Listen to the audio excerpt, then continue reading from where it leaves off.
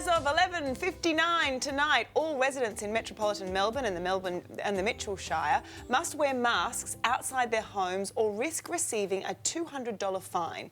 The new mandate has sparked a wave of panic buying. With medical masks selling out, some are resorting to making them at home.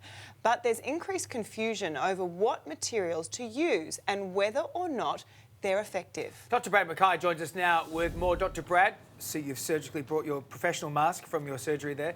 Now, the Premier, Daniel Andrews, has urged Victorians to wear homemade masks or even a scarf if they can't buy one. Is that effective? Well, I'm getting into the spirit already, but so people can hear me at home, I'll take this off. So yeah, if you can get a surgical mask, then that's fine, but we do want to reserve that for people who are in the hospitals at the moment. So apart from that, we do know that whatever you're using, whatever barrier face covering you're using, it's going to be better than nothing. So we do advise that if you're using any materials, to make the outer layer from a water-resistant material, so that's sort of polypropylene or polyester, have the inner layer being something made from cotton, so cotton shirts would be fine, or pillowcases, and then the middle layer is really that filter layer. So if you're desperate, you can use a reusable green shopping bag for that filter. Vacuum bags can be handy as well, that's one of the better materials, or else even a cotton polyester blend can work as a filter as well. So something's better than nothing? Something is better than nothing, yes. Okay.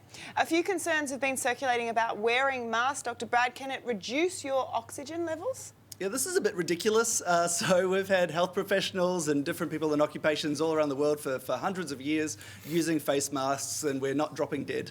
So it's not going to decrease your oxygen level. I think some people do feel claustrophobic when they put the masks on, but if you're doing it right, you shouldn't be losing your oxygen level. Don't put your head in a plastic bag and you should be fine. You've seen those masks with a little vent in them. They're apparently not as good now. I'm hearing that they're saying don't use those ones if you can avoid them. Yeah, don't use the ones with N95s. vents, because if you've got a vent, it will just let you spew out coronavirus into the world. Right. So you're not wanting to use the ones with the vents. Dr. Brad, the unions here in Sydney, the Transport Union, are really pushing people to wear this on public transport here in New South Wales. Do you think that's what we should be starting to do as well?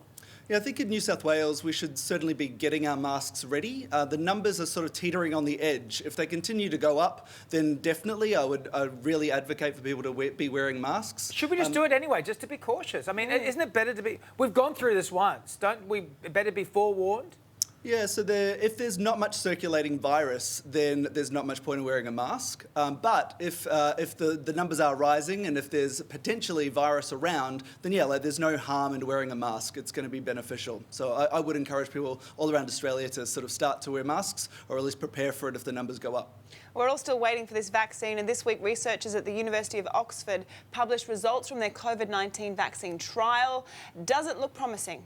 Yeah, so they've done a phase 1 and 2 trial at the same time to save time, and this is really showing that that people are tolerating the vaccine very well. It's not creating many side effects, and after having 2 doses, a little bit of time apart from the doses, it is creating an antibody level that seems to be adequate.